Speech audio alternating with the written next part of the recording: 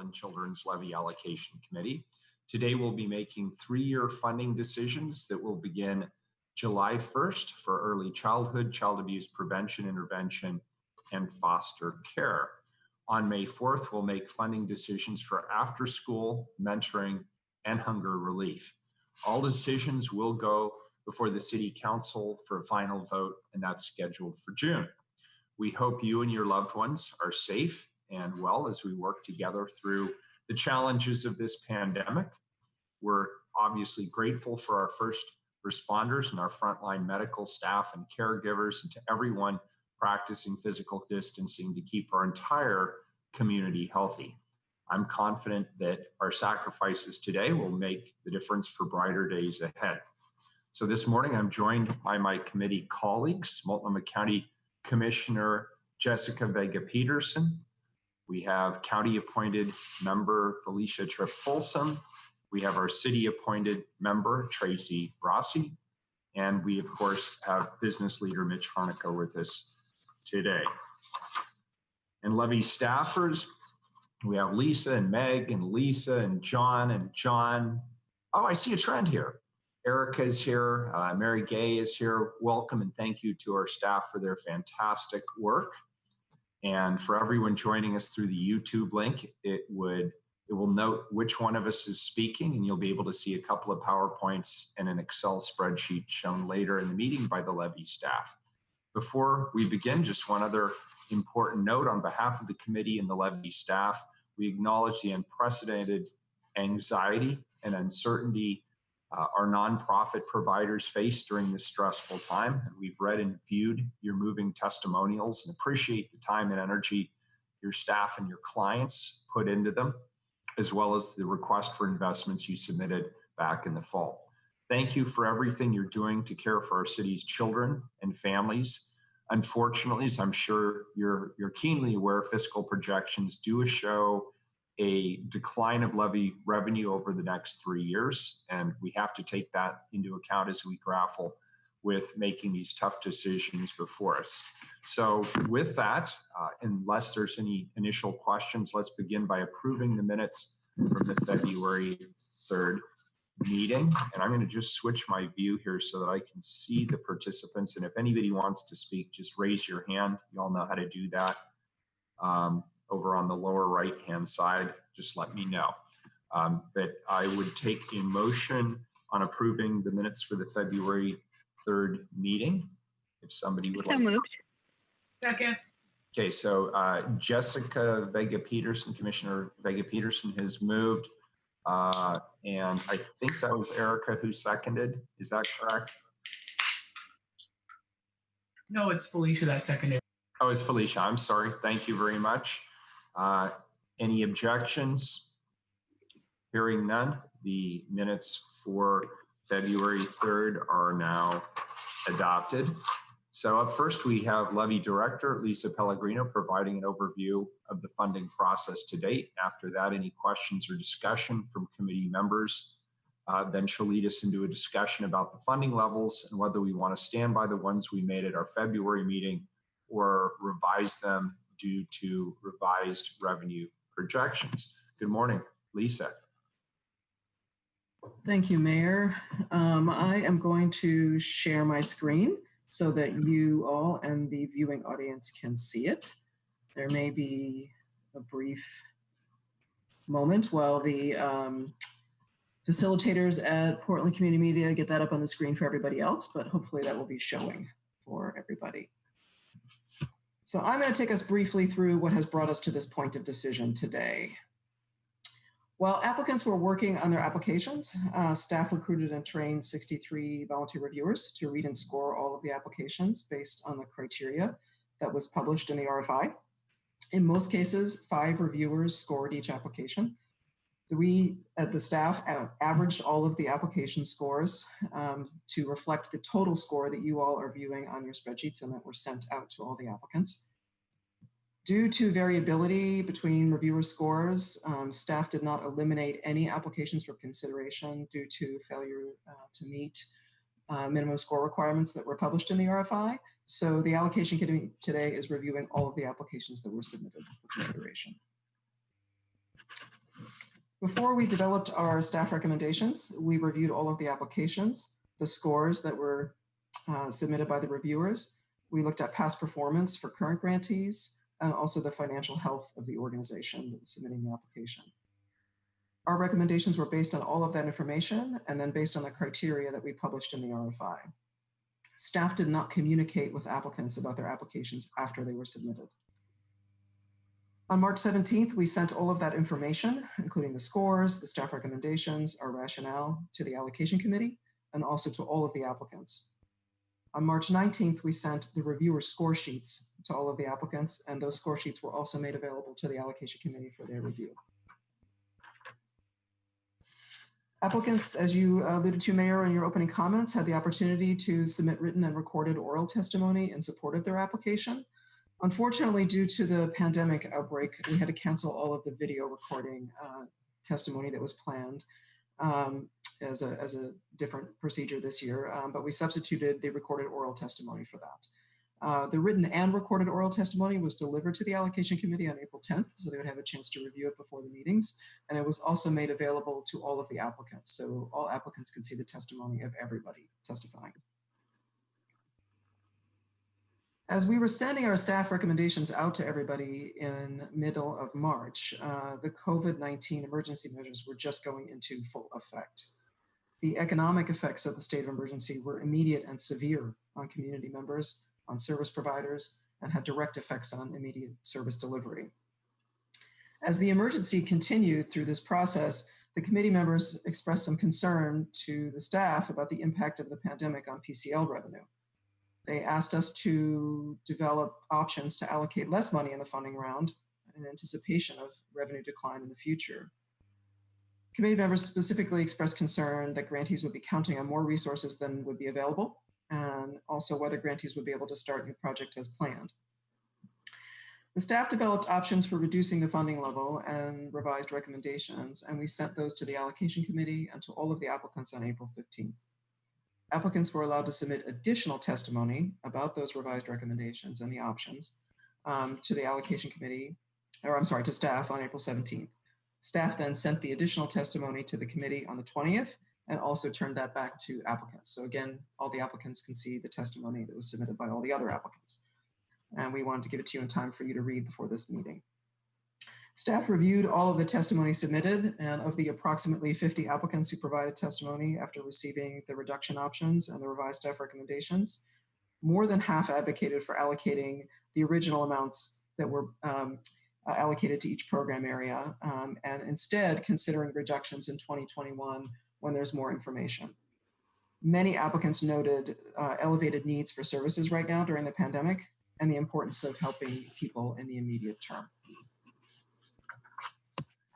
So before we move to considering the individual applications, the committee needs to decide the total amount to allocate in this funding round, so that will help us set the balances for each program area that you'll be allocating from.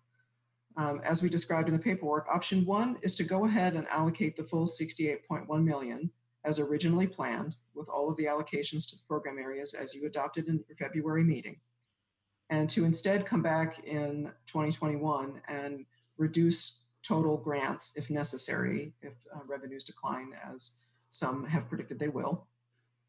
Option 2 is to allocate a lesser amount now in anticipation of possible revenue declines later.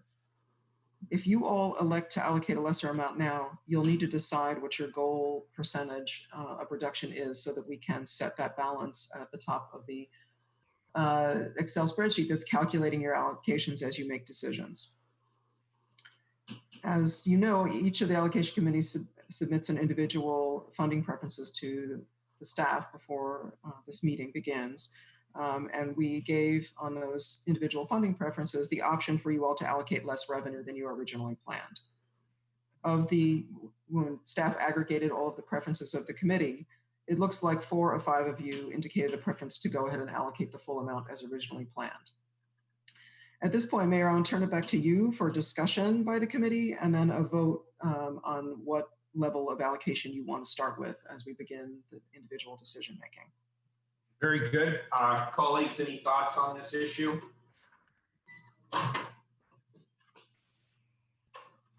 And what would be the most helpful, since I can't really see anybody, is if you could raise your hand, then that'll make it easy for me to call on you.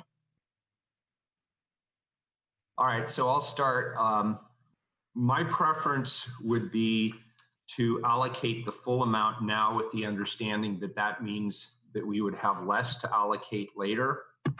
My basic logic for that would be that the need is going to be greatest right now, with high rates of displacement and unemployment, with people struggling not only with basic household needs like paying the rent and essential household supplies. We're obviously seeing a fairly rapid increase in the need for social services and wraparound support. So, as much as possible, understanding there might have to be some reduction, I'd like to keep the support at a high level right now, because I personally believe, based on the data that I'm seeing, that the support is needed now. Tracy has her hand up. Tracy. Hi, thank you, Mayor Wheeler. I would agree with Mayor Wheeler. I feel like we should continue or stick with option one in our thinking. I think that the need is high, the need is great, as we all know right now. And I also just don't think that we have enough information to make informed decisions about how to make modifications, even though we have some estimates. I don't think that we have all of the information that we need. And I also feel like by moving forward with option one now, when we revisit it later, there will be a lot more information, and perhaps even, hopefully, we'll be moving toward a recovery mode, and that there might be a preliminary dip in resources, but perhaps by the time we revisit this, it won't be as bad as we might guess, which is what we'd have to do today. So I would ask that we move with option one. Thank you.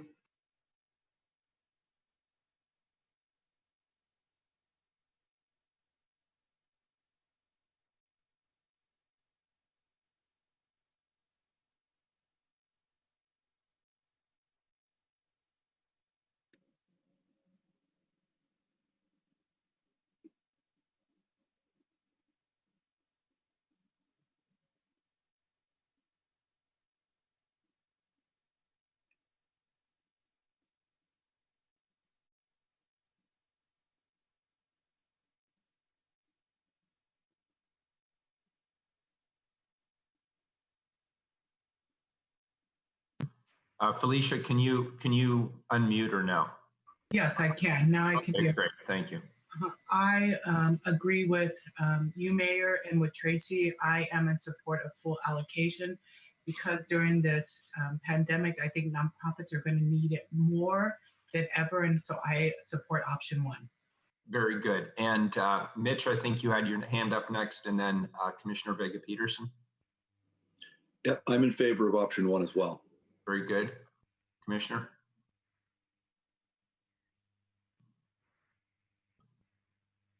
Sorry, I had to unmute there. I agree with going with option one, and I just appreciate the thoughtfulness that people have given to this,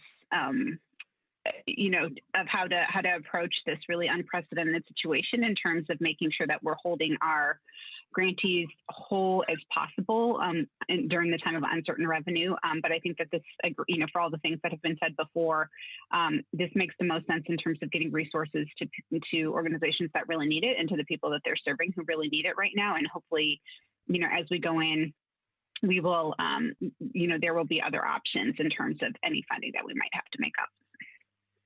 Thank you. Very good.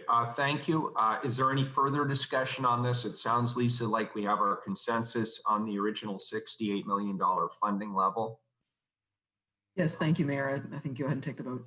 Okay, very good. I'll entertain a motion. Commissioner, would you like to make that motion? Yes, so moved. Very good. And who would like to second? This is Tracy. I will second. Thank you, Tracy. Any objection? There being no objections, the motion carries at the original $68 million funding level. Thank you all for that. Thank you, Lisa, and for the thoughtful comments from my colleagues. We're obviously committed to addressing the devastating effects of COVID-19 as quickly as possible through funding frontline organizations that can respond to the needs quickly. Next up on the agenda, it looks like we have Levy Assistant Director Meg McElroy, who's going to explain some of the protocol around the decision-making process before we begin the actual funding decisions. Welcome, Meg. Thank you, Mayor. I'm going to take a moment to share my screen right now with a slide that will describe the process that we'll use. Before we do that, Meg, I see Commissioner Vega Peterson has her hand up. Is that, did you have something else to add right now, Commissioner? No, Mayor, that was just, I'm still up from last time. I'll lower it. No worries. I'm still working through this thing myself. So well, welcome to the team. Go ahead, Meg. Yes, thank you both. Okay, I will share my screen.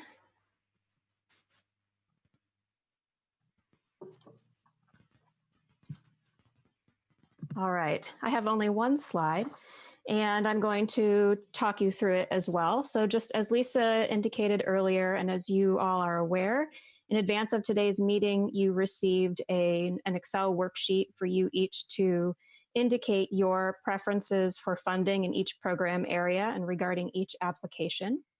You submitted those to us in advance of this meeting, and we aggregated your individual results to help facilitate today's discussion.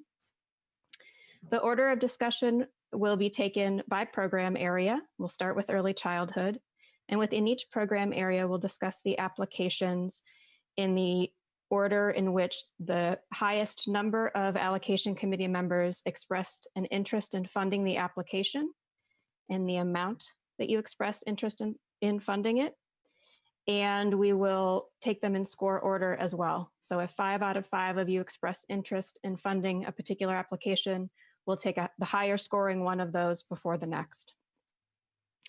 If there are applications for which no one expressed individually an interest in funding the application, it is unlikely to be discussed today. I'm saying that for your understanding as well as for our listeners. As we proceed and we get started in early childhood, I'll say the application number and the name of the application. I'll say the number of you out of 5 who wanted to fund it and the range of funding amount. And if there was anyone that abstained from expressing interest on that application, I will indicate that as well. After I do that, Mayor, I will turn it over to you to facilitate the voting. John Kelly will have a spreadsheet that he will share on this screen momentarily. I'm going to stop sharing my screen right now. And John, you can begin to share your screen so that as I explain this, everyone understands what they'll be looking at. So this spreadsheet will be used to track your decisions as you make them. John will fill in the application number and the applicant name and a grant amount after you have taken 2 motions on an expressed funding amount.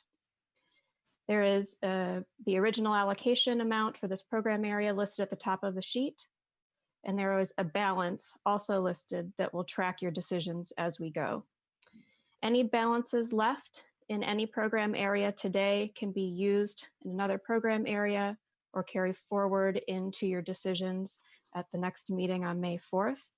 If you opt to allocate more to applications in any given program area than is originally available, please remember that it'll have to come from somewhere else. Do you have any questions before we get started on the next part of the process?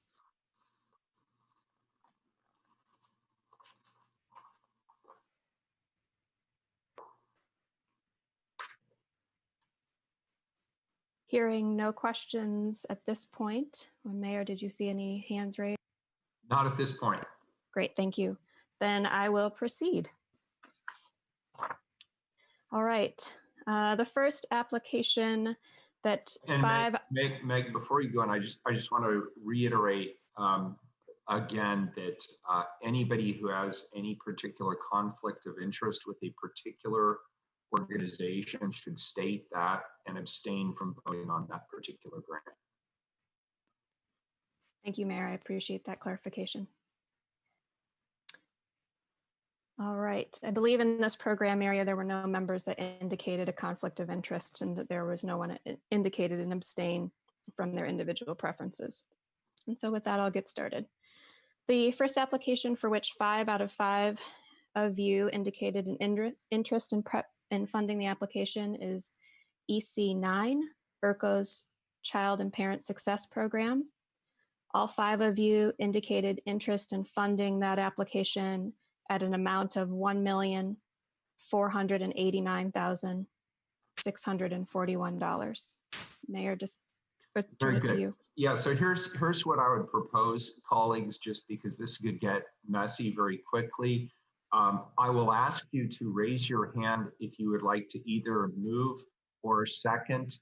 The first hand I see raised, I will call as the motion. The second hand I see raised, I will assume is the second, unless somebody verbally tells me something to the contrary. Does that work with everybody? Yes. Yes. Okay, good. So let's do it that way. So we have EC9. I'll take a motion in a second. I'll take the first and the second one I see. Okay, I got Commissioner Vega Peterson, and I believe Tracy came in a close second as a second on that. Next item, please, Meg.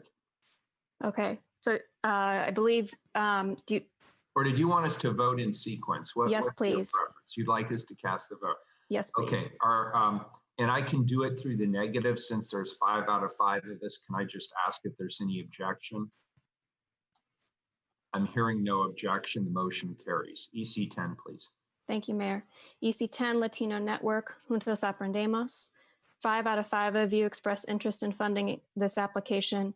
4 of you expressed an interest in funding it at the amount of $1,712,050, and 1 of you expressed interest in funding it at $900,000. All right, and did somebody want to have a discussion on the $900,000? I believe that was Tracy who had put that proposal forward. Yes. Okay, great. Let's hear it. And I'll just share my rationale a little bit. And you'll see there are a few of these, particularly in the early childhood section where I proposed to fund at a slightly lower level. I just looking at the overview in our COVID-19 times, unfortunately to me, it looks like with some of these applicants and some of these programs that just because of social distancing considerations, it seems like it would be harder for those programs to get up and running this fall. And probably more realistically, they would be programs that would start in January, just as we, I hope, start to get back to a new normal. And so that was my thinking around a reduction in funding in this particular program. And you'll see a few others as we move through this. Thank you. Thank you. Any comments on that? I'd like to hear from staff on that. There seems to be good rationale behind Tracy's comments. Meg, do you or other members of the team have a comment? Yes, I do have a comment. Thank you, Mayor. This program, Juntos Aprendemos, is currently operating. They have pivoted virtually pretty significantly to support the over 150 children and families enrolled in this service. Part of what they proposed to do here was to expand their services to serve 2 additional sites. So I agree there may be concerns with expansions getting up and running in this program area as well as other program areas. But I think that part of the considerations before you all is to see what applicants are able to do in the short term in response to the emergency. In addition, Tracy, you mentioned earlier in your comments the notion of recovery mode. In the case of this applicant and several others in this program area that are current Levy grantees, I do have concerns about giving them significant funding reductions right now and hampering their abilities in recovery mode. Thank you. Tracy, does that change your thinking at all? It actually does. I'm happy to increase to the staff recommended amount. It does actually. And you made a good point, Meg. I guess I'd ask just one follow-up on that. In the event that we allocate funds towards an organization and for whatever reason or because of the current crisis and uncertainty, they're not able to come up to speed quickly enough what would happen with the remainder of the funds? Would they simply return to the balance at the end of the year, or what typically happens? They can return to the balance at the end of the year, or depending on the circumstances, the grantee can be permitted to carry those funds forward into the subsequent year. But that would require a separate vote, correct? If it's a contract amount that we already have in place, it doesn't necessarily require a separate vote. I think given the financial and economic uncertainty we're all facing in today's environment, we'll be back before you in the spring with additional considerations regarding this issue. Yeah, that would make sense. And then in the event that there was a carry forward, I assume obviously that would happen after discussions at the staff level. Correct. Typically it's a substantial staff and grantee negotiation process. Okay. Any further discussion on EC 10? Seeing none, I'll entertain a motion in a second. Alicia moves, Jessica Vega Peterson seconds. Any objection to EC 10? Seeing none, EC 10, the motion carries. EC 11, please, Mick. Yes, EC 11, Metropolitan Family Services Ready, Set, Go program. 5 out of 5 of you expressed an interest in funding this program.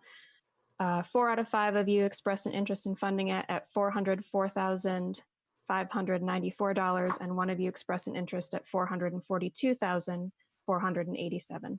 Felicia, do you want to make a pitch?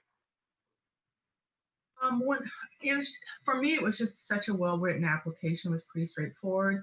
I looked also, actually, I recommended pretty high recommendations for the top 5 because I thought they were actually incredibly well-written applications. And it serves the Burmese community isn't a community that gets a lot of focus. And I'm very cognizant and listening to our audience members and community members in the past about the importance of East Portland. And so that was the only reason, but I'm happy to go with the 404,594. I am happy to go with what the committee has recommended because I know funds are tight. So that was the only reason. All right, very good. Any further discussion on this item at the 404,594 level? Seeing none, I'll entertain a motion in a second. Commissioner Vega Peterson moves. Do I have a second? And Felicia seconds. Any objection to EC 11? Ready, set, go. The motion carries. Thank you. EC 3, please. All right, EC 3, the Black Parent Initiative First 1,000 Days program. 5 out of 5 of you expressed interest in funding this, and the range funding amount was $493,902. And 2 of you wanted to do that to $503,902, and 3 out of 5 of you wanted to do that amount.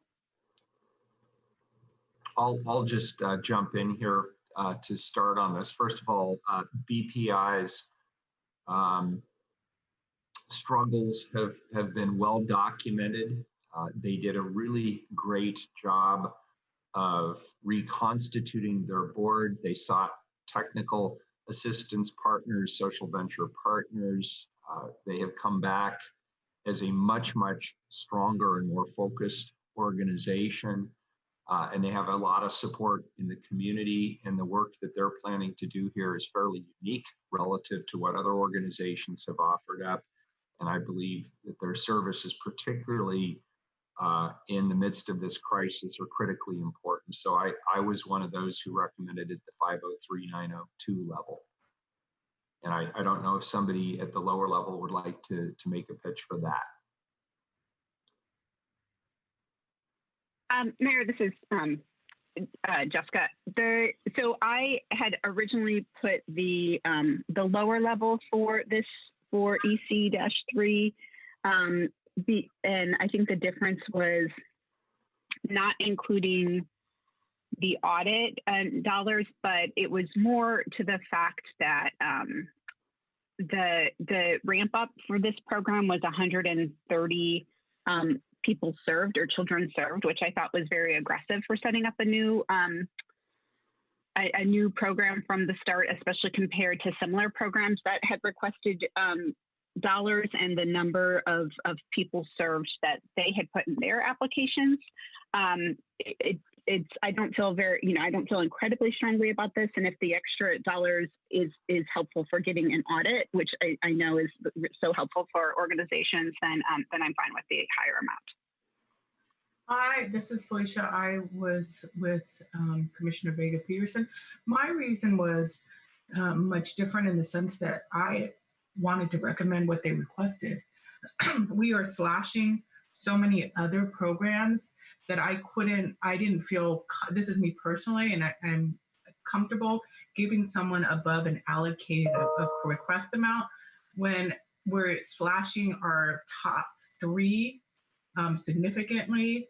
And so, and I believe in BPI. I especially believe in the new leadership with Ms. Overton leading the helm. But it's, for me, they ask for a specific amount, which I think they deserve wholeheartedly, strong application. But then to go above that recommended amount while we slash a huge significant amount of it, or have only funded to the amount, was my reasoning.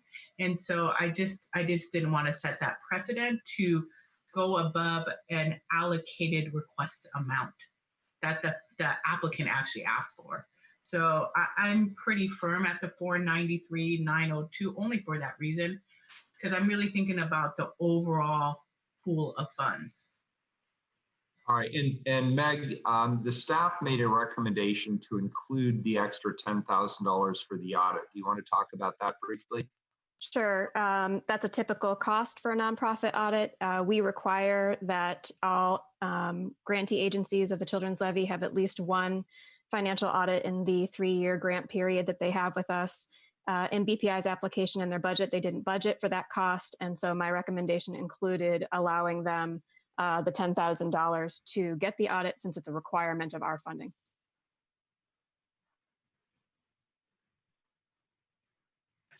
Again, this is Felicia. Again, I want to say I wholeheartedly support BPI. That's why I recommended funding at the requested amount they're asking for. But I really feel it's unfair to pay for one organization's audit and then not do it for others, and also to fund above the requested amount, because we haven't done it for anybody else in this pool.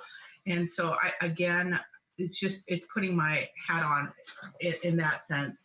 And I will go with what the committee wants, but I just want to note that I think that going above a requested amount from the applicant is something, especially in our funds are so tight and we're cutting so many other nonprofits, that I'm really cognizant of that. Yeah, that's actually a very compelling argument, I have to say. Meg, what is our typical protocol with regard to the audits? Do we pay for those audits typically, or do the audits come out of the funds that are otherwise allocated? What's the usual process here? Sure. I think a good case was just made by Felicia around consistency in how we approach these things. Yes, understood. I think Felicia's points are all well taken. We have in the past allowed applicants who are considered to be new grantees, who are awarded new funds from the levy, who haven't been funded by the levy in the past, and who have to meet the levy's audit requirement, to have levy funding to complete that audit requirement. In addition, the current grantees who are allowed to charge up to 15% of their grants toward administration of their grants could also use that 15% of funding toward their audit costs. So I think it's not complete. I think we have consistently allowed applicants to find ways to be provided levy funds to adhere to levy requirements. Yeah, I think I would go ahead and support this at the level that staff requested, but I also I think that policy should probably be fleshed out a little bit for the future. I'd like to see a consistent and clear and transparent standard in terms of what we will do. Lisa, I see you want to chime in on this. Lisa Yes, Pellegrini. I just wanted to make clear that in the RFI itself, it specifically said that you may budget for the cost of an audit. So that was specifically an allowed expense. This particular applicant did not happen to include that in their budget, which is why I think staff recommended why that. didn't they include it? I don't know. Felicia? And that is, I didn't want to say that, but as Lisa knows, I've read every application and the process thoroughly, and that adds to my point of why I kept it at the 493,902 is because they had that option and they chose not to do it. And so it's like us going in and doing it for them when that was specifically part of the RFI. And again, when I look at how much funding we have available in this pot, $10,000 might not sound a lot, but when we get down the pipeline of requests for early childhood, I just wanted to note that piece as well, because you had the option, because there's other new funding opportunities where we're cutting them significantly, which when reading them we should, but I just wanted to know this is the only one where we're going over the requested amount of the actual applicant when that was actually part of the RFI process.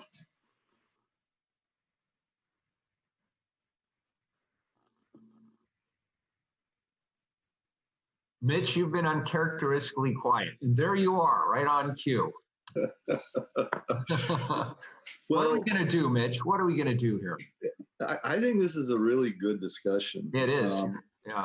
And I think the points are well made. The reality is that we, and there's examples related to low scoring proposals that were not well written, that staff recommended for funding in the foster care area and others, where we had knowledge of the performance, and the performance essentially wasn't included well or at all in the draft. So we do have a history of saying, hey, we looked at the application, they clearly forgot to put something in.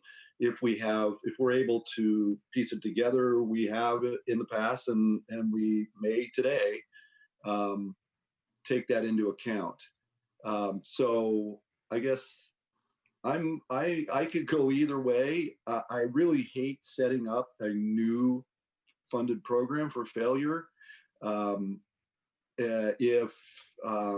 And $10,000 is not a small chunk of change to raise, because it'll have to come out of their general operating to do it. On the other hand, as Felicia, accurately stated, they didn't ask for it. So how's that for? I could go either way. Not helpful, Mitch. Yeah. Sorry about that. Yeah, no worries. And of course, looking at this in context, the $10,000, while in absolute terms that is significant regarding the overall outlay, it isn't all that gigantic. Commissioner Vega Peterson's going to save us. Well, we'll see about that. I appreciate the discussion as well. I feel like because of kind of the organizational restructure that's happening and the role that this committee plays in terms of making sure that these public funds are going to be used. I think funding the audit makes sense, even though it is above the asking point, and possibly despite the fact that it wasn't asked for. I did appreciate, this was a question that I raised to staff when I was submitting my worksheet, and I really appreciated the comments from them that that we do require organizations without audits to get one during the first contract year. And I think if this is a way that we can help support with some of that, the technical support and the funding through PCL, I think it's a win-win for both our role as oversight of taxpayer dollars and with helping the organization be successful in starting this program. Okay, great. And Felicia, if I heard you correctly, maybe I can find the middle ground path forward. I don't disagree with what you're saying at all with regard to it being odd that it was not requested. And what I'm hearing from both Lisa and Meg is there is a history of us increasing the funding for new asks in order to conduct these audits to help them get off on the right foot. But I also happen to agree with you that we should be more transparent about what our actual standardized policy is. So perhaps we could support this today with the understanding that staff will come back with a clearer and more transparent policy for the future with regard to when audits will be conducted and how they will be funded. Commissioner Vega-Peterson. No, I just forgot to lower my hand again. Oh, yeah, no worries. No worries. Felicia. That works for me. I just wanted it to be noted that I support BPI's funding at 100% of what they requested, because it wasn't a significant amount. I brought that more up as a flag for also the committee, so that we would know in the future, because that to me works fine for me, because I really do believe in the mission of BPI. That's why I said I will go with the committee on this one. I just really wanted it to be note and flag that I said, okay, this is, and I want the community to know that I've read every single one of these applications in their entirety. And I really looked at fairness overall to every single applicant individually. And that was really important to me, and using taxpayer dollars and really wanting the community to know that I took this very seriously, and I really was looking at fairness overall as well. Yeah, and I thank you for that. I think you've raised a really important issue, and frankly, it wasn't one that I had noted previously. So I actually really appreciate you daylighting that and hopefully putting some transparency behind that policy going forward. So I thank you for that. I thought this was a really good discussion. Yeah, but I do support, if the committee wants to go with the 503-902, I will not block that whatsoever. So I want that to be clear to the rest of the allocation committee. Yeah, good. All right, good discussion. I will move at the 503-902 level. Is there a second? Commissioner Vega-Peterson, any further discussion on this item? Any objections at the 503-902 other than the good points that Felicia has made? Hearing none, the motion carries. Next item is EC 12, Meg. Actually, it's EC 18. We're going to go. That's okay. Sorry. Just go in an order of, preferences. EC 18, please. EC 18, Neighborhood House Early Oregon Pre-Kindergarten Program. 5 out of 5 of you expressed interest in funding that program. 4 of you indicated an amount of $1,083,391, and 1 of you indicated an amount of $900,000. Yeah, and I just want to note, it is not technically a conflict of interest, so I will not be recusing myself, but I feel like I'd be negligent if I did not mention that many years ago, I served on the executive board of Neighborhood House. Tracy has the $900,000 request. Did you want to talk a little bit about that, Tracy? Yes, thank you. So in light of our earlier discussion about the potential for the carryover funds, I am going to amend my recommendation so that if they aren't able to use these funds because of COVID-related restrictions, there will be a process to work through that. So I'm happy to amend my proposal to the $1,083,391 staff recommendation. Very good. Any further discussion on this item? Tracy? No. Oh, sorry. I'll entertain a motion and a second. Commissioner Vega-Peterson and Tracy seconds. Very good. Any objections to this motion? Seeing none, the motion carries for the Early Oregon Pre-Kindergarten. Next up is EC 17, please, Meg. Yes. It's NAEA's Tanas Sun Early Childhood Program. 5 out of 5 of you expressed an interest in funding this program. 4 of you indicated an amount of $600,000 $7,921. One of you left off the $921. So go ahead. Tracy, did you mean to leave off the $921?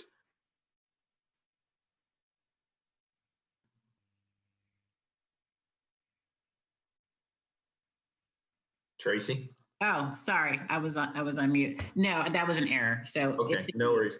Any further discussion on this item? I'll entertain a motion in a second. Commissioner Vega Peterson and Mitch Harnicker comes in with the second. Any objections? Hearing none, the motion passes. Next up is EC2. Yes, Albina Head Start for their Head Start services. 5 out of 5 of you expressed an interest in funding this application. 4 of you indicated an amount of $2,025,000, and 1 of you indicated an amount of $1 million. Tracy? Yep, and I'm going to continue with my consistent amendment, and because of the carry and overfund option, even in light of the COVID-19 problems moving forward, I will amend my recommendation to the level that the staff recommended of $2,025,000. All right. Any further discussion on this particular item? I'll entertain a motion in a second. Felicia motions and Commissioner Vega Peterson seconds. Any objections? Hearing none, the motion carries. Next up is EC4, please. Yes, David Douglas School District for Nuestro Futuro preschool program. 5 out of 5 of you indicated an interest in funding this program. 4 of you indicated an amount of $973,634, and 1 of you indicated an amount of $800,000. Tracy. Yeah, and I'm going to do the same thing here because I was worried about closing, but I'm going to amend it to the staff recommendation. Okay, thank you. With that, I'll entertain a motion in a second. Commissioner Vega Peterson and Felicia are my motion move and second. Any objections? Seeing none, the motion carries. EC1. All right. EC1, Albina Head Start for their early Head Start services. 5 out of 5 of you indicated an interest in funding this application. 4 of you for an amount of $2,025,000, and 1 of you for an amount of $1.5 million. Tracy? Aye, same rationale as above. I want to amend and recommend the staff recommendation. Cool, great, thank you. I'll take a motion in a second. Commissioner Vega Peterson moves and Mitch seconds. Any objections? No objections, the motion carries. Next up is EC8. Impact Northwest, Parent-Child Development Services. 5 out of 5 of you expressed an interest in funding this application, and all of you indicated the same amount of $775,019. Any further discussion? I'll entertain a motion in a second. Felicia moves, Tracy seconds. Any objections? Seeing none, the motion carries. EC16. Morrison Child and Family Services for their Listos para Aprender program. 5 out of 5 of you indicated an interest in funding this application, and all of you indicated a funding amount of $1,721,062. Any further discussion? I'll entertain a motion in a second, please. Commissioner Vega Peterson moves, Tracy seconds. Any objections? Tracy, did you have a comment? Nope. No. Seeing no objections, the motion carries. EC20, please. Thank you. Portland Public Schools Head Start. 5 out of 5 of you expressed an interest in funding this application. 4 of you expressed an interest in $1,669,112, and 1 of you an interest in $1 million. Tracy? Yeah, and I'm going to amend my recommendation to the staff recommendation as well. Great. Any further discussion? I'll entertain a motion in a second. Commissioner Vega Peterson moves, Felicia seconds. Any objections? Seeing no objections, the motion carries. EC19. We'll move on to 13 because 19 didn't. Right. I'm sorry, that's zeroed out. Didn't see That's okay. EC13.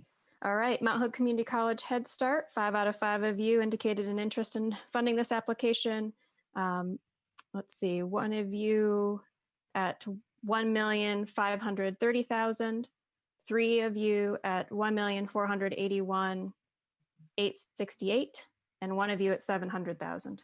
So Meg, why don't you start the conversation here? The difference between the 1530 and the 1481 is the staff recommendation, which is a reduction from what was requested. Could you maybe just briefly tell us about that? Then I'll turn it over to Tracy. I'm going to guess that a rationale may have been similar as previously, but I want to give her the opportunity to discuss her rationale as well. But if you could tell us the difference between the 1,530,000 versus the 1,481,868. Yes, my recommendation had to do with maintaining their current funding level, plus allowing them part of their additional funding request to help them partner with Cairo, which is an African immigrant specific organization that would help them hire a parent advocate navigator for one of their classrooms that they want to make more specific to serving Somali families. I just didn't recommend their full request because I didn't think that all of it was necessary to accomplish what they proposed. Okay. And before I move off of that, are there any other questions of Meg on that particular recommendation? Very good, Tracy. Yeah, and you're correct. I'm going to amend to the staff recommendation based on the carryover fund possibilities. Okay. Felicia had recommended the entire amount. Did you want to give us a little discussion on that, Felicia? I think that, as you notice, with all of the Head Starts, this was the only one that was not recommended in the full amount. And when reading all of the Head Start applications, I just feel like Head Starts in general are always on the line. And so that's why I recommended the full amount. And I was really impressed with them working with this new organization called Cairo, which is a Center of African Immigration and Refugees. And again, it's a program in Outer East, which really needs that. So I really felt like the difference between the two amounts when reading the budget and reading the proposal was not significant enough for me to recommend going with the lower staff funding recommendation. And so that's why I recommended it for the full amount. I see. Okay. And Meg, what is your level of confidence, Meg, at the 1,481,868 that they will be able to achieve the goals that they have specified in their application, including the partnership that they've proposed?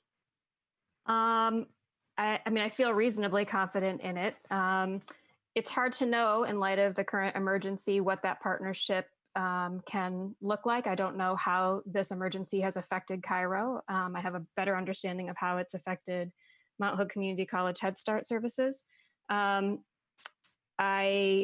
also just want to point out that there was at least one other applicant, Portland Public Schools Head Start, that asked for more than I recommended. So I wasn't trying to single out Mount Hood Head Start in recommending less.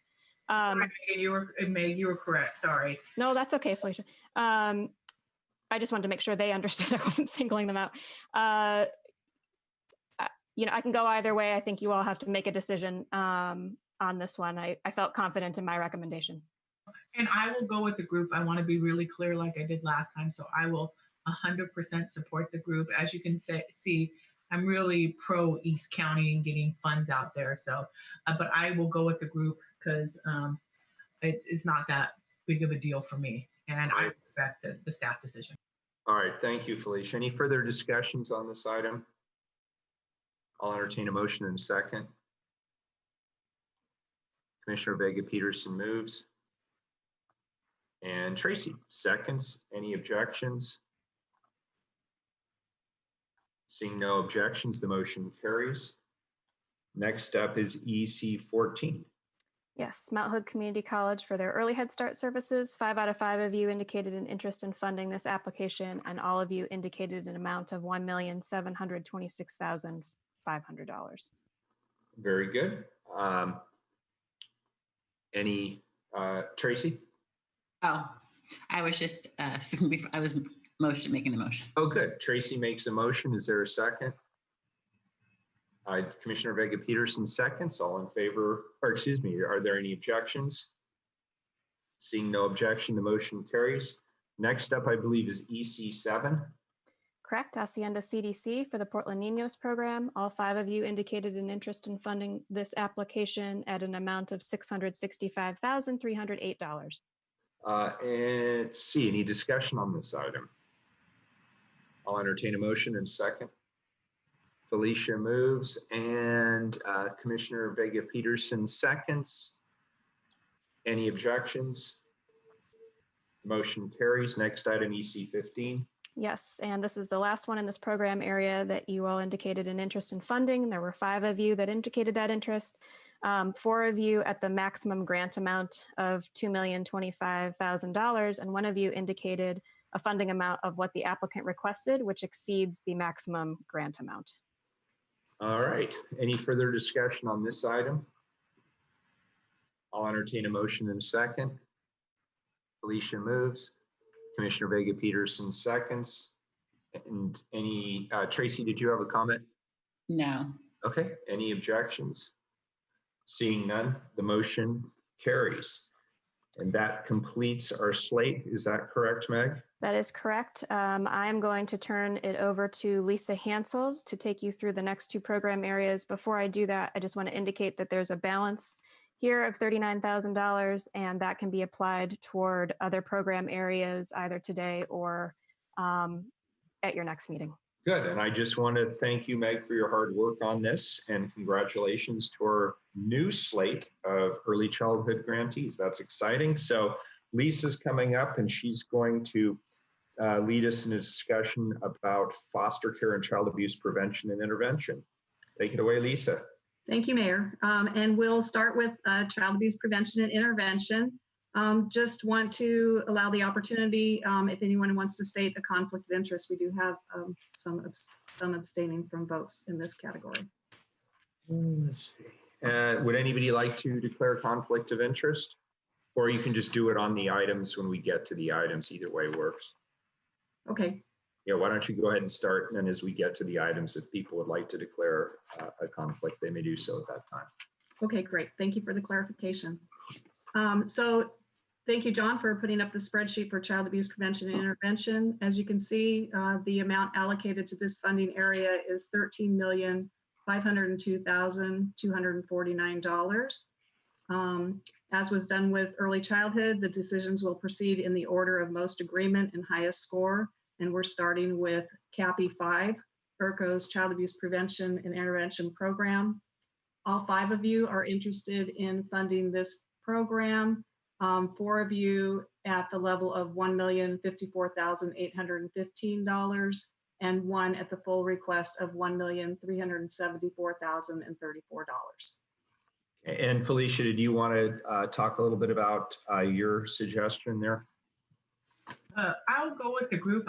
I just thought this was just a phenomenal application. And so I was trying to, but I could understand in what the staff went with, but it was my way of really indicating that I thought it was a fantastic application. But I will go with it. I was like, if I was going to fund something in its entirety, it would be this one. Very good. And Meg, can you just briefly describe your staff recommendation, which sounds like where the consensus is? So actually, this is Lisa. I'm sorry, I apologize, Lisa. Sorry. No problem. With this application, it's a current grant that's funded by the Levy. They're looking to expand to serve 3 new populations: Pacific Islanders, Bhutanese, and African.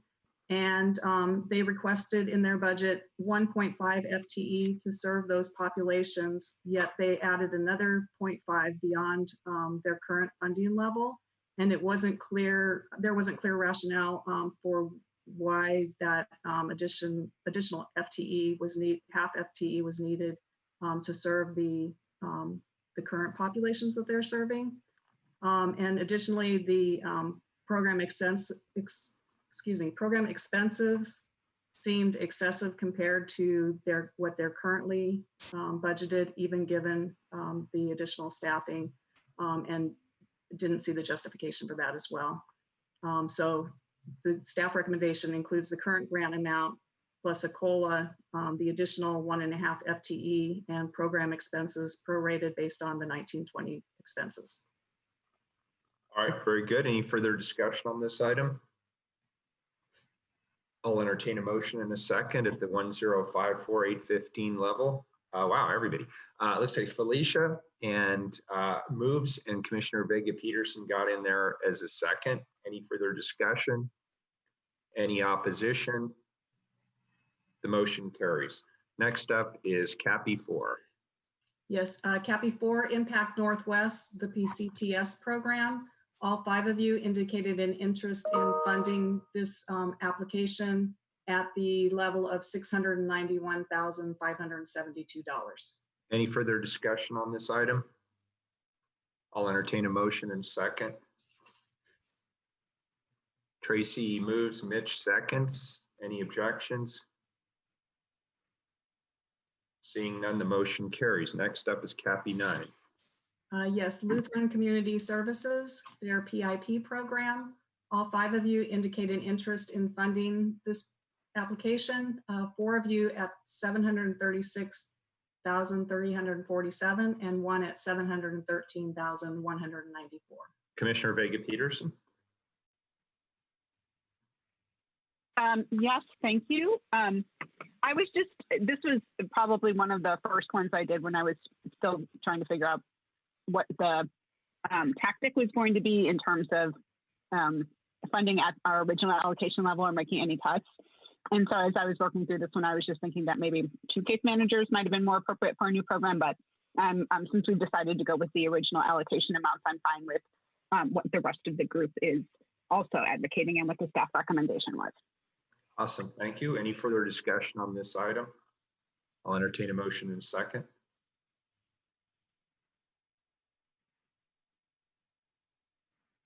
Tracy moves and Commissioner Vega Peterson seconds. Any objection? Seeing none, the motion carries. Next up is CAPI 16. And by the way, thank you everybody for bearing with me on the raising the hands, lowering the hands. I know it's a hassle, but I can't think of a more efficient way to do it. CAPI 16, please, Lisa. The Pathfinder Network, Family Stabilization. All 5 indicate an interest in funding this application at the funding level of $948,266. Any further discussion? I'll entertain a motion in a second. Commissioner Vega Peterson moves, Felicia Tripp seconds. Any objections? Seeing no objections, the motion carries. CAPI 13, please. This is POIC Young Parent, and all 5 of you indicate an interest in funding this program at $474,526. Any further discussion? I'll entertain a motion in a second. Commissioner Vega Peterson moves and I'll second. Any objections? The motion carries. Next is CAPI 6. Janus Youth Programs, the Seeds, and all 5 indicate an interest in funding this program, 4 at the level of $762,170 and 1 at $844,458, the full request. Very good. Tracy? Yeah, I just really like this application. I also, the additional dollars would fund a new program. And I just feel like in this environment, if there's a new grant program that they could launch, it would be something that we would all need. So that's why I recommended at the full amount. However, I'm willing to go with the rest of the group at the staff recommended amount. Yeah, and Meg, can you, sorry, Lisa, I don't know, I keep doing that, sorry. Lisa, can you give us some idea of your level of confidence in the 762 versus the 844? Sure. This, just as clarification, this is a current grantee, a current grant, and they've requested expansion funding. I honestly struggled with this one myself because I believe in the services that they provide and are very much needed. So I agree wholeheartedly with Tracy. I was really just my reasoning was to be able to allocate resources to new programs. So recommended funding at the current grant level with a COLA. Okay, so that's current plus COLA. And were they proposing in the application, I'm sorry, I don't remember this right off the top of my head. This is an expansion of services, is it not? Right. What they were requesting additional or expansion funding to serve more families. Okay, and what we decided was to hold the line at the current service level. Right, in order to have funds available for other programming. Okay. So, And it was the expansion piece that resonated with me in this environment. And that's why I had recommended the larger amount, what they requested. Okay. Any further discussion on this item? I'll entertain a motion in a second at the staff level recommendation.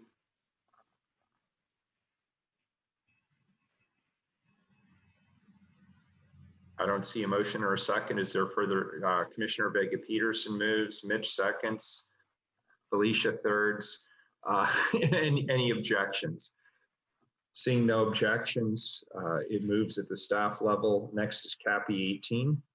I'm sorry, CAPI 2. CAPI 2, yes. CARES Northwest, trauma specific therapy.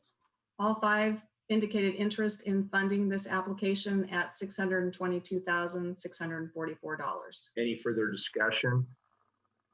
I'll entertain a motion in a second. Commissioner Vega Peterson and Mitch. Very good.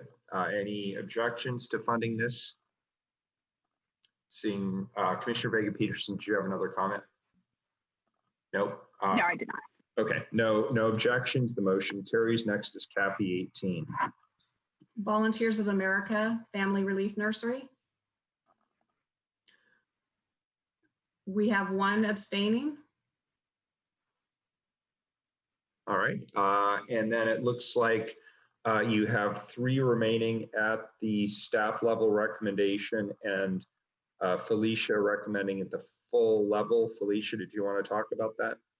I have to say I have a personal heart for relief nurseries, and originally they were excluding funding for the proposed mental health therapy services, and I was just recommending to fund it, but I will go with the group. It's not that huge where I'm, going to bat, so I will go with the group, but that was the only reason.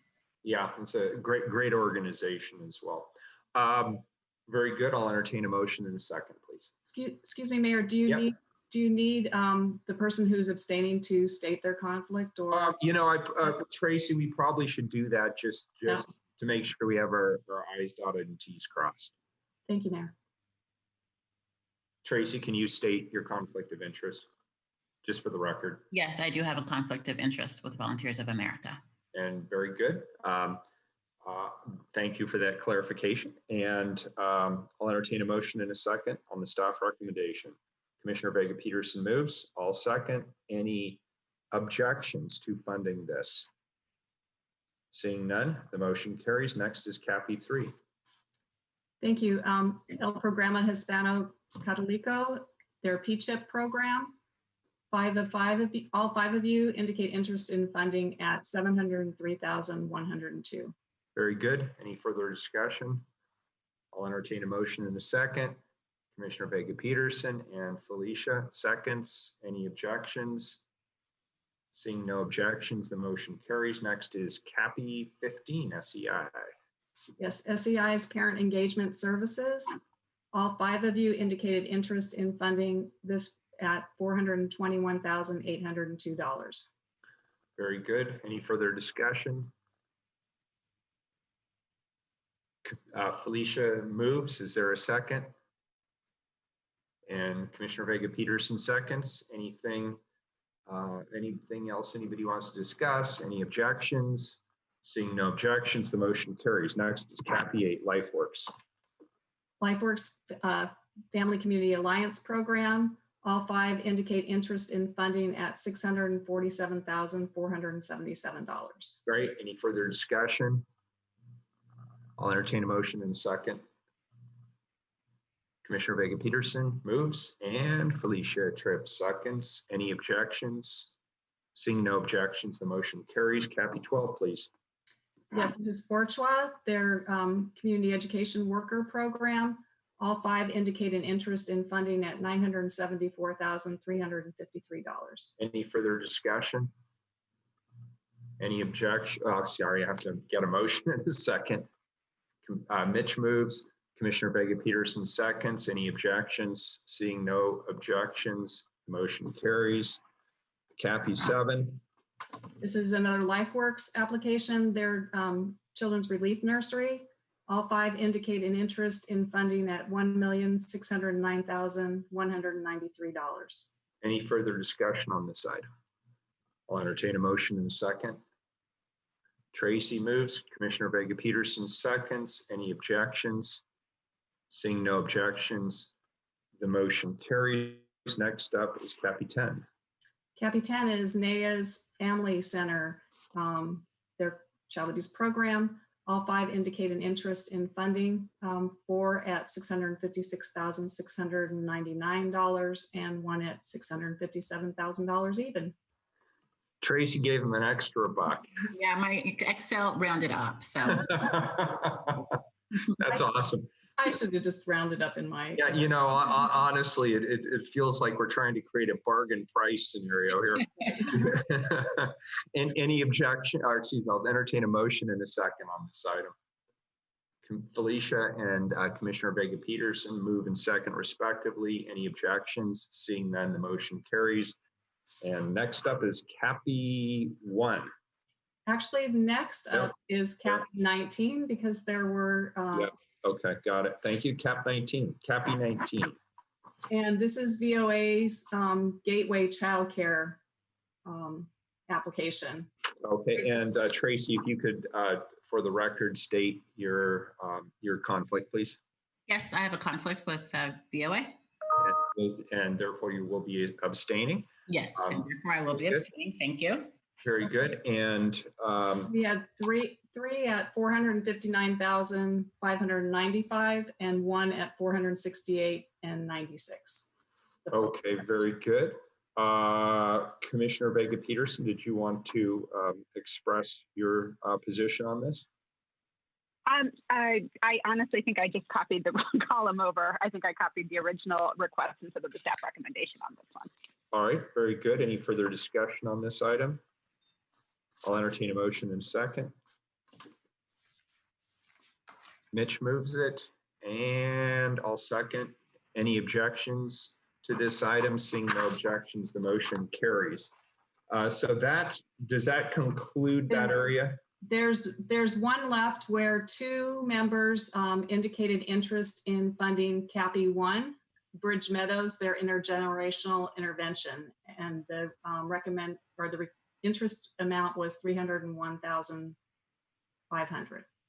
All right, very good. And maybe Lisa, could you explain your the staff recommendation rationale of 0? Sure, and it's really based on prioritizing higher scoring applications and having money available to transfer over into the foster care program area.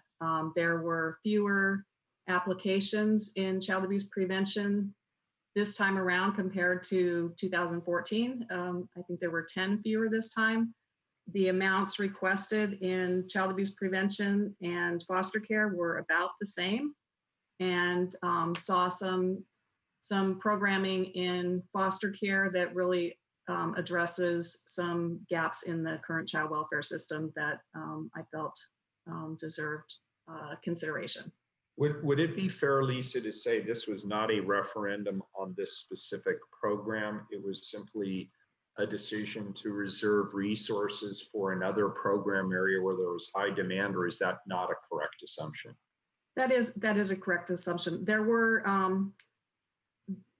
a couple of things noted by reviewers in terms of lacking detail in the equity, diversity, and inclusion section, and some aspects of the program design were unclear.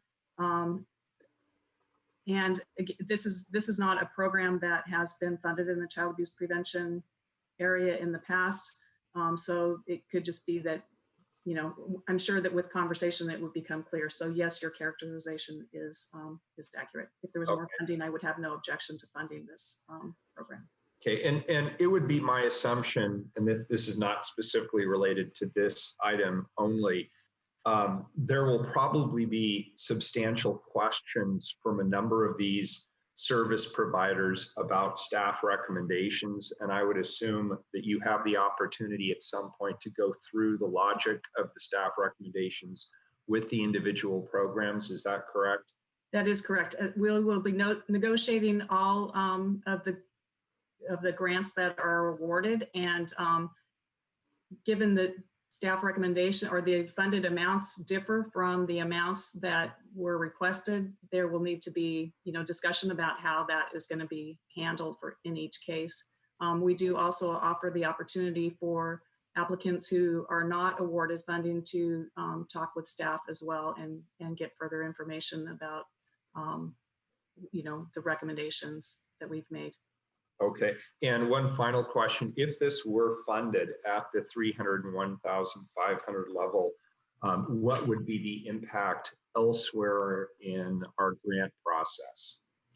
So with the staff, it would impact either foster care or the mentoring decisions, I would say.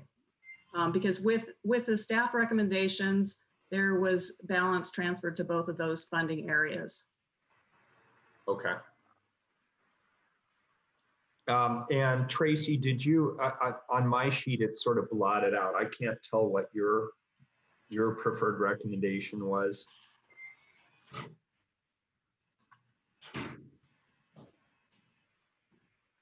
I show Commissioner Vega Peterson at the 301. I show Mitch at the 301, 500 as well.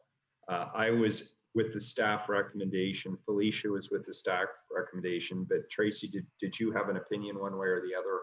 I can't tell from the sheet. Tracy's slate showed 0. There were two who indicated interest in. Oh, okay. Yeah, mine just looks like a squiggly dash or something. I don't know. I must have printed it. My printer isn't up to snuff. I don't know. Good. Commissioner Vega Peterson or Mitch, did you want to make the pitch at the full level, the 301, 500?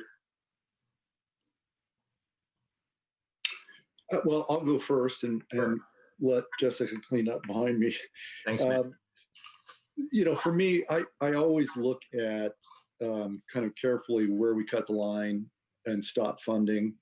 Sometimes it's really obvious because there's a big drop in scoring. Sometimes it's a really tough call. And typically, I support where we end up. On this particular instance,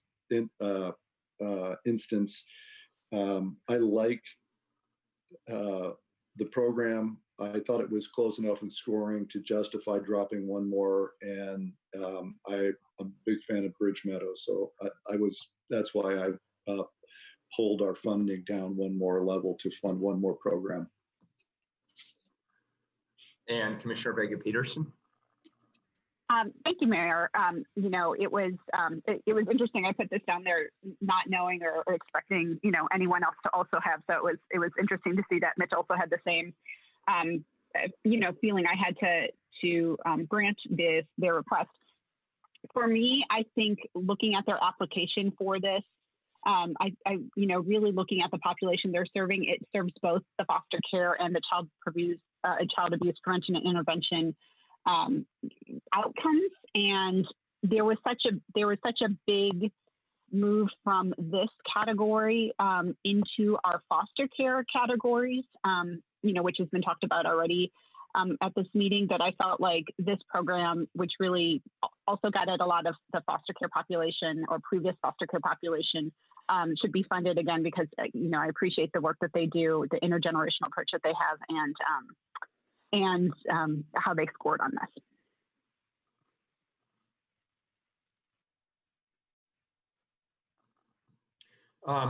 Let me ask Lisa one more question on this, because I'm torn on this one as well. It's Bridge Meadows is a great program, and the intergenerational intervention is clearly a proven best practice. And I agree that the proposal was a little vague in places where I would have liked to have seen more specificity. I could be persuaded to go along with the funding for this program just based on my knowledge of the organization and what they're capable of. But before I do that, Lisa, you mentioned that this would have implications for other service areas. Can you be more specific? So in foster care, Yes. but it would mean either you would have less, let's see. So if staff recommendations included the Bridge Meadow proposal, then it would mean $301,500 less for the foster care area and or the mentoring area. And we haven't talked about any of those areas yet. And you'll be considering foster care today. There may be that you are interested in funding at different levels than what staff has recommended there. So it's hard to answer that other than in the staff recommendations as a full, we needed this in our other areas. So again, I have no objections to going forward with funding Bridge Meadows, other than it means that there would need to be other programming not funded or funded at lower levels than recommended by staff. Thank you. Commissioner Vega-Peters. Thank you, Bear. So I have a question for staff about that, because one of the reasons that I thought funding this, in addition to the fact that we had moved money out of this area into foster care, and there seems to be some overlap in really the population being served by this and the foster care group, was that when I was looking at the spreadsheets, it looked like there was enough of a balance left over in foster care to cover this. I hadn't looked as closely at the mentoring because we weren't discussing that yet. So I just was, that was one of the reasons, is that they did look like it did look like there was enough of a balance to cover this request. But Lisa, it sounds like that balance, any balance that was in foster care was moved over into mentoring. Is that correct? That's correct. So you would have enough to go through foster care, but then when you get to mentoring on May 4th, then there would not be enough funding if you were interested in funding at the levels that staff has recommended in that funding area. Wouldn't in a practical sense, Lisa, wouldn't that mean that we would probably just fund, we would not be funding the lowest ranking programs in that category? Is that correct on the mentoring side? I mean, obviously an alternative is we could reduce others more, but wouldn't the smart approach be then to simply reduce by 1 or 2 the number of funded programs in the mentoring space? Mentoring is has the lowest amount of funding allocated to it, and had high requests, almost as much as in the child abuse and foster care arena. So just to give you an idea, the amount requested in mentoring was almost 18 million. The available funds are 6 million in that category. And the number of grants that are recommended are 8, and there's a shortfall of $662,000 to do that. Okay. To do those 8. Yeah, so it would mean you'd have fewer than 8 in that funding area. And it's, this is one of the challenges with making the decisions of just 3 of the funding areas in one, that you're not able to look at all at the same time. One thing that you might want to consider is to go ahead and go through the foster care, leave this one for now, and go into the foster care and look. And after you make your decisions there, if there's a balance, if you all award or make decisions at a lower level than what staff has recommended, there could be enough of a balance that could give you enough for mentoring on May 4th, and then also be able to revisit Bridge Meadows. just an option. Hopefully that made sense. Yeah, okay. You know, I'm going to stick with my, Mitch, go ahead. Yeah, I was just going to say, when you look at mentoring, there's a really big drop from the proposed last program we're going to fund. It comes in at 85.9. And then everything else is low 80s or 70s or 60s underneath it. So I don't have a problem taking a hard look at mentoring and the proposals in mentoring, if that's what's necessary. So Mitch, just to clarify what you just said, you would like to stay with the 300 and 1,500. Is that correct? Yes. Okay, very good. All right. You know, I'm just on the fence on this one because I'm very familiar with Bridge Meadows. And so I would be inclined at this point to go with both Commissioner Vega-Peterson and Mitch Horniker and support this proposal at the $301,500 level. And I understand that means we're going to have to take a good hard look at both the foster care as well as the mentoring section. But just given the needs that are out there in the community right now, I do believe that this should remain a priority, and it certainly fits with the overall framework that both the city and the county have established around intergenerational services and intergenerational programming.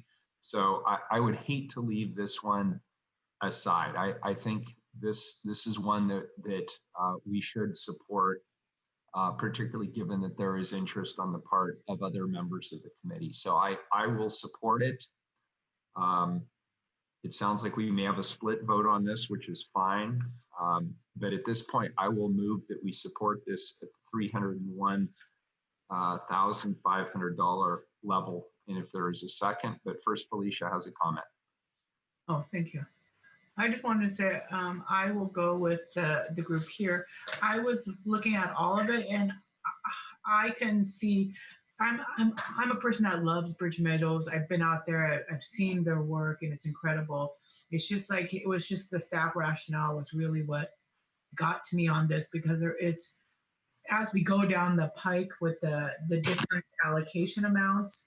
I mean, we still have a significant amount ahead of us. Foster care, hunger relief, mentoring, after school.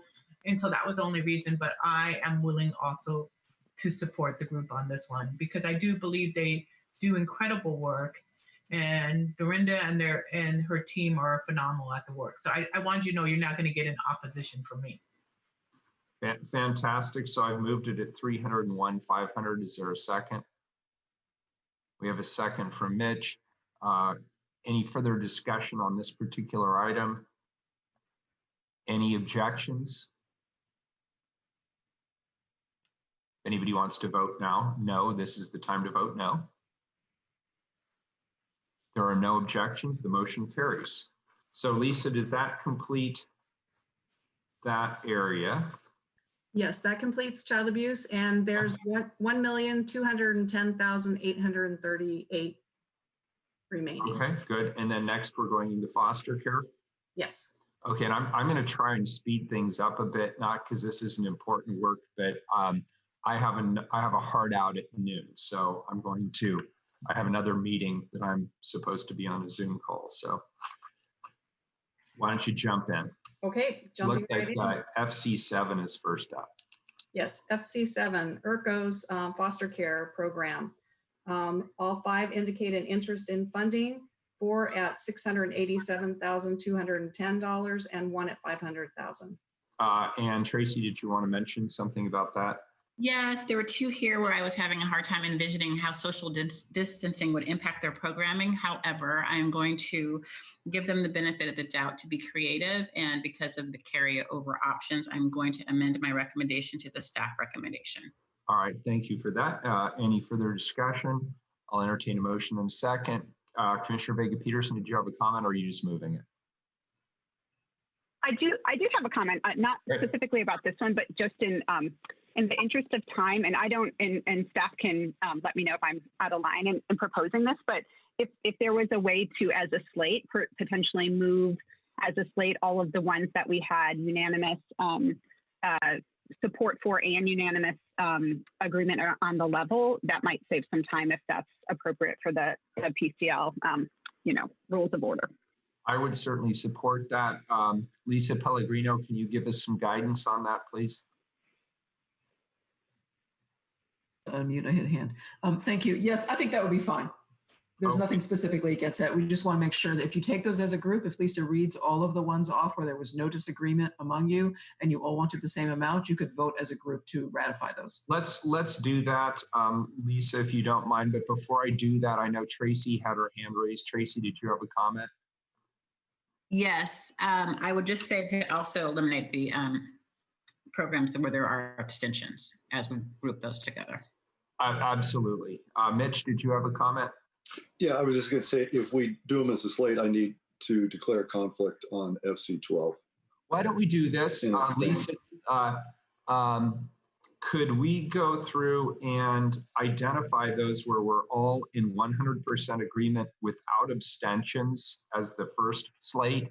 Then as the second slate, we will do ones where people identify, well, then we'll have to do the abstention ones independently. I just realized that. But let's do all the ones where in agreement where there's not an abstention. Can you go through those quickly and put them together as a slate? I will be as quick as I can. If one of my co-workers could jump in if I make a mistake, please. I'll watch too. Thank you. Okay. So we've got FC8, Janus Youth Programs, the ECHO. Yeah, and we also have the FC7 that we just discussed. It now sounds like we also have unanimity. Okay, so let me add that one to FC7, the ECHO. Yeah. We've got FC13, POIC's training program. Yeah. We have FC18, Youth Rights and Justice School Works. Okay. Should I be saying the dollar amounts too here for John's sake? And that, I believe, is all without any abstentions or dollar differences. So that looks correct to me. Yeah, that looks correct. Let's see, you got FC18. Okay. So we have Mayor. Yes. Oh, excuse me, Mayor. Sorry. Yeah. So I was looking at FC6, and I'm the only one with a different dollar amount on there. But I was looking at my workbook, and I actually had put staff recommendation for that. So I think that was just an error on my part in putting a different amount. So I would say that FC6 at the staff recommendation, we also have agreement. And Mayor, FC10, which is NAIA, I would go with the group as well. And so I just wanted you to know, so. And so we can add FC10 to the list. And this is Tracy. I would also amend my recommendation for FC9 to go with the staff recommendation. Okay, good. So here's what I think we have, and everybody pay close attention. We have FC7, IRCO Immigrant and Refugee Foster Care at the $687,210 level. We have FC8, Janus Youth Programs ECHO at the $600,324 level. We have FC13, POIC, the training program at the $364,198. We have FC10, which is the NAIA foster care support at $1,002,965. We have FC18, which is Youth Rights and Justice Schoolworks. That is at $648,763. We have FC9, which is the Latino Network Foster Care Support. That is at $669,154.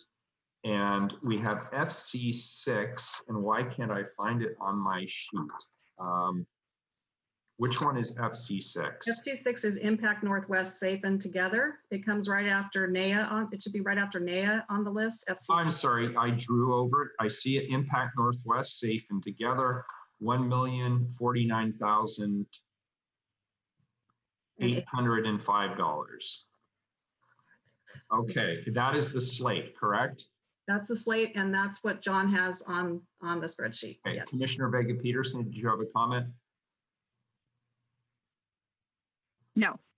Okay, so I will entertain a motion on the entire slate and a second on the entire slate. Felicia moves, Mitch seconds the entire slate. Is there any further discussion about the slate?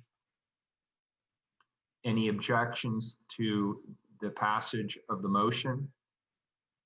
Seeing none, the motion carries. The slate is approved. Then I would recommend we go quickly individually through the remainder, Lisa, just because we have abstentions in a couple of places. If I have this right, FC14 is the next one we would discuss. That's correct. And that's Portland Leadership Foundation, Know Me Now, one abstaining. Okay, and Felicia, could you state that just for the record, please? Yes, this is Felicia. I have a conflict and I'm abstaining. Okay, everybody else is at the 509,176,000 level. Any further discussion? I'll entertain a motion in a second. Tracy moves it. Jessica seconds. Any objections? The motion carries. Next up is FC5. Yes, Friends of the Children, Foster Care Services, one abstaining here as well. And we have one difference of opinion. Looks like Felicia, you came in slightly higher at the full recommendation. I will go with the group at 780, 128, especially after a conversation with early childhood. Okay, Felicia moves. Child abuse. Do we need the conflict stated? Oh, I'm sorry. Yeah, thank you, Tracy. Could you state your conflict? Yep, I have a conflict, therefore I will be abstaining. Very good. Can we get a motion, please, at 780, 128? We have a motion from Commissioner Vega Peterson, a second from Felicia. Any objections? Mitch, did you have a comment? No, sorry. Nope. Okay. The motion carries. Next is FC12, New Avenues for Youth. Yes, their avenues. And, yeah, sorry, Mitch, you have an abstention. I do. I have a conflict, so I will be abstaining on FC12. Very good. And it looks like we have consensus at $953,719. Is there a motion? Felicia moves and Commissioner Vega Peterson seconds. Any objections? Seeing none, the motion carries. Next is FC17, Youth Progress, Hearts and Homes. Oh, sorry, that one's not, never mind. Nope. Next is FC2. Correct. Boys and Girls Aid, Permanency Services. All five want to indicate interest in funding. Very slight difference, 615,114 compared to 615,130. So we have two at the full recommendation, 615,130. That's Commissioner Vega Peterson and Felicia. The rest of us came in slightly lower than that at $615,114. I will increase mine to the $618,130, and I will move at that level. Is there a second? Tracy seconds it. Any further discussion on this item? Any objections at that level? Seeing none, the motion carries. FC3, CASA for Children. Oh, no, that one's out. Sorry. Boys. The next one is SEI. All the way down at the bottom, FC15. Thank you. Yes, SEI's foster care program. Four of five are interested in funding, three at $636,449 and one at $634,449. Okay. And maybe you could help us out here, Lisa. Could you explain the difference? Oh, wait, never mind. Commissioner Vega Peterson, you came in at the full 636,449. I'm the odd person out except for Felicia. So actually, why don't I start with Felicia? You did not recommend funding this? Yes. I know I will go with the group. I know the work really well, and as you notice, I funded them in all, quite a few other areas. But this one, it was just unclear on the really the delivery, and so I just, it's the program design section was really quite confusing for me. But I see the rest of you guys, and I personally do want to fund them. It's just I just want that was really unclear for me. And so that's what I'm struggling with, if you want to know. And so somebody just needs to convince me.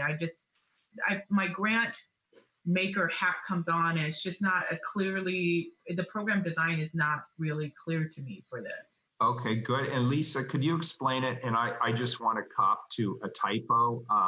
The 634 is supposed to be a 636,449. So that we typed a 4 instead of a 6. So I'm with the consensus at the higher level. But could you address Felicia's concerns, please? Sure. I understand the challenge. I had the challenge myself.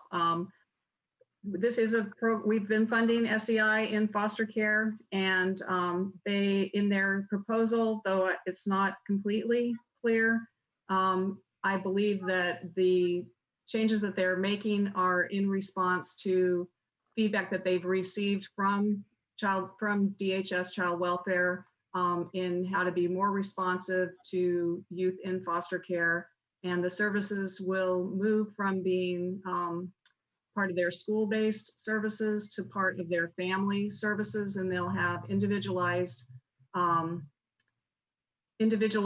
support for the children and in their foster homes.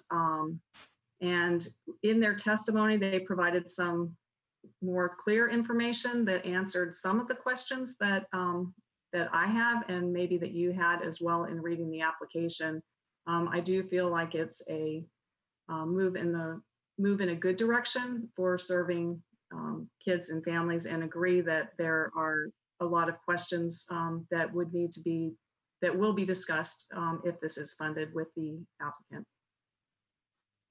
Felicia? I want to just note, I really believe that the priority population of SEI in foster care is an important population. And so I want to be clear that I do want to fund this proposal, but I really want to note, I listened to the testimony, I read the application. I just want to note that the feedback I would give them is that the clarity in program design in the future must be more clear, but I do not stand in the way of funding this proposal because the need is so great in the foster care system. So I want to note that I will change my recommendation to go with the committee. Very good. Mitch? I'm good. Oh, you're good? Okay. It sounds like we have a consensus then. I'll entertain a motion in a second. Commissioner Vega-Peterson moves it and Mitch seconds it. Any further discussion? Any objections? The motion carries. So Lisa, does that complete your slates? Yes, that completes the slates. And just as a reminder, any of the balances that were left from today you can apply towards your remaining funding areas on May 4th. Very good. I want to thank you, Lisa, and I want to congratulate our new Levy partners. I also want to thank the Levy staff for their rigor and tremendously hard work to get us to this point, and appreciation to my colleagues here on the committee for their dedication as well. And finally, I especially want to thank those who applied for Levy funding, both those who did not receive grants as well as those who did. We're grateful for the work that you do to make Portland a better place for our children and frankly, our families and all of the community. And I know we all wish that there was enough money to fund all of these programs. Of course, there isn't, but I want to thank all of you who applied. Well, last but not least, today we have Small Grants Manager Erica Bridgman-Bignoli's here. She'll get us up to speed on where the Small Grant Fund stands and what we can look forward to in the coming months. Erica. Thank you, Mayor. And my colleague John is going to put my slides up on the screen. All right. But as that is happening, I want to just acknowledge that we have a short amount of time to go through all all of the information about the Small Grants Fund. And so we've posted all of the materials, draft application materials and supporting materials on the Portland Children's Levy website. And there should be a link going across the bottom of the screen for our attendees. So thank you. John, can you go to the next slide? So the purpose of the Small Grants Fund is to increase equity. And the Portland Children's Levy heard through multiple processes that there are numerous barriers for small organizations who are trying to apply for Portland Children's Levy funds. So the Small Grants Fund sets up a pathway through which small organizations with budgets of $1 million or less can expand their valuable work and their capacity to receive additional funding and eventually apply for larger funds, allowing them to serve more children, youth, and families in Portland. I'm going to move to the next slide.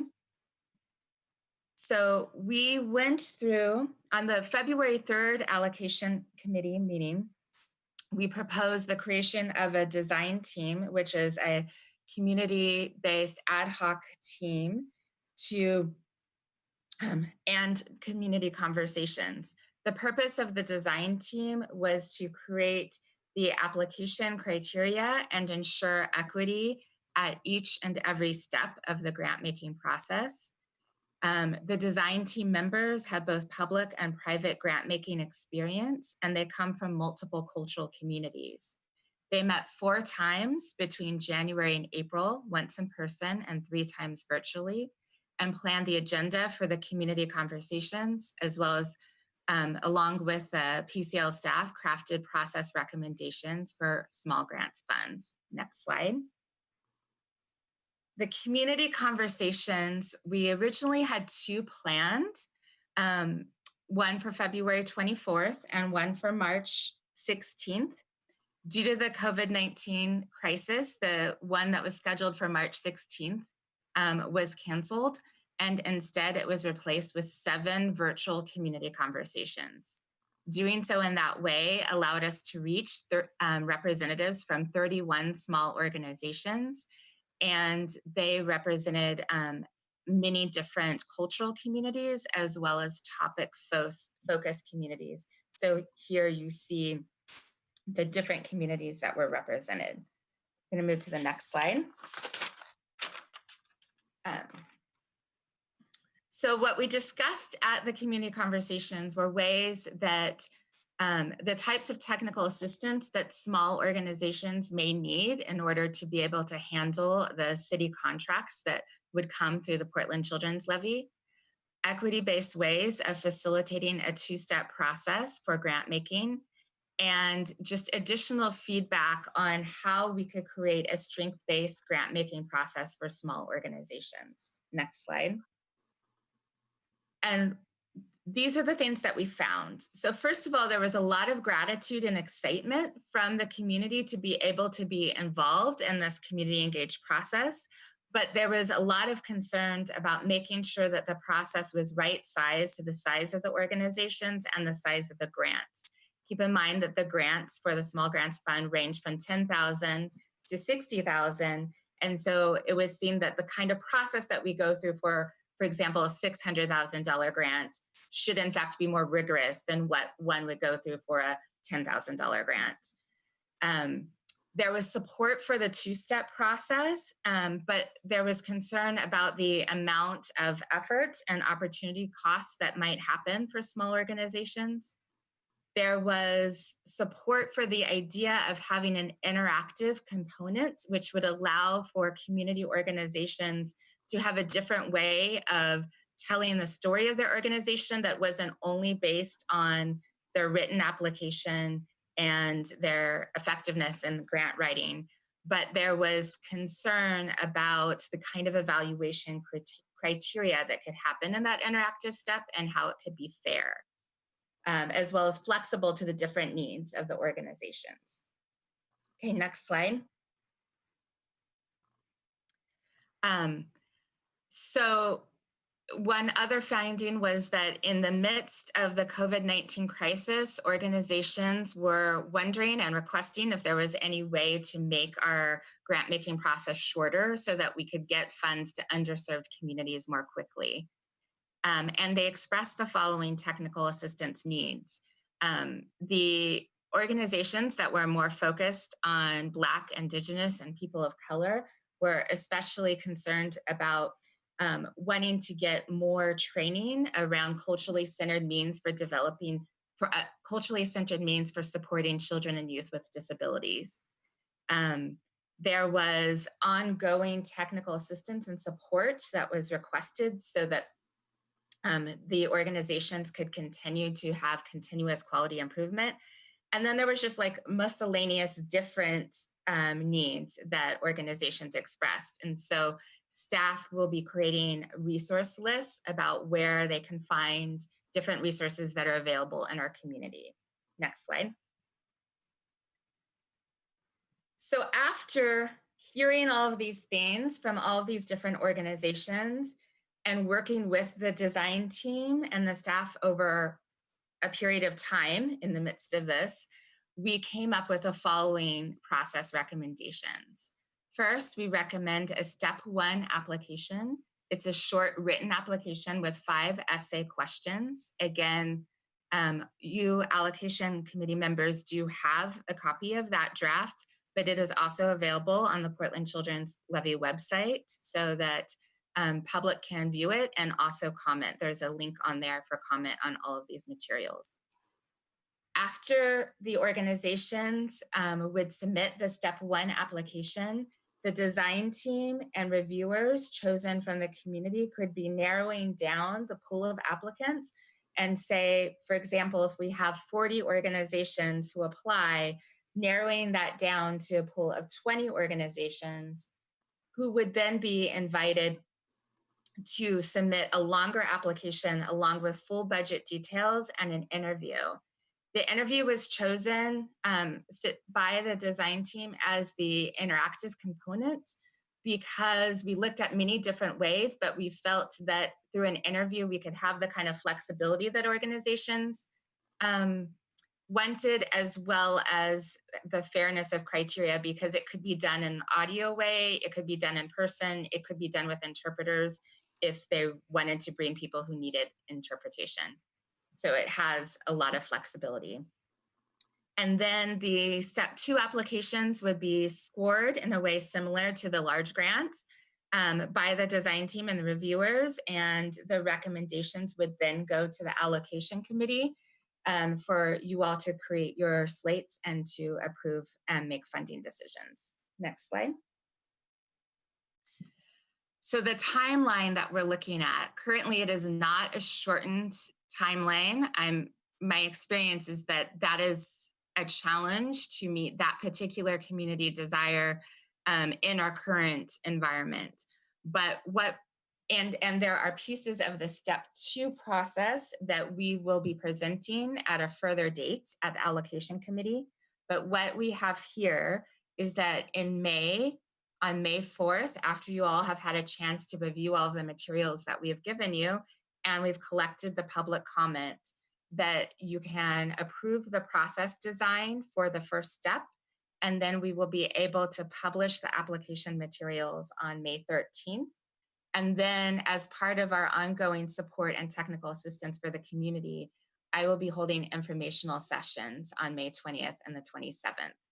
Then we will continue to move through the process. The step 1 applications will be due in July, and we're hoping to have the full step 2 process completed and funding decisions made and approved by City Council by the end of 2020. Okay, so that is my whole presentation, and I'm open to any questions. Very good. Any questions for Erica? I don't see any. That was a good presentation. Thank you, Erica. We're obviously pretty excited about how the Small Grants Fund is going to help us reach marginalized communities and some of the organizations that haven't received Levy funding in the past. Unless somebody tells me otherwise, that is our agenda. That wraps up our meeting. We will convene again, once again, in a virtual session on Monday, May 4th from 3 to 5 p.m. to make decisions in the mentoring after school and hunger relief areas. And as always, people who are interested can stay posted on all this information through the Levy website and other outreach communications. Is there anything else for the good of the order? Hearing nothing, we stand adjourned. Thank you, everyone. Have a good day. Bye-bye. Thank you, Mayor. Bye-bye. Thank you.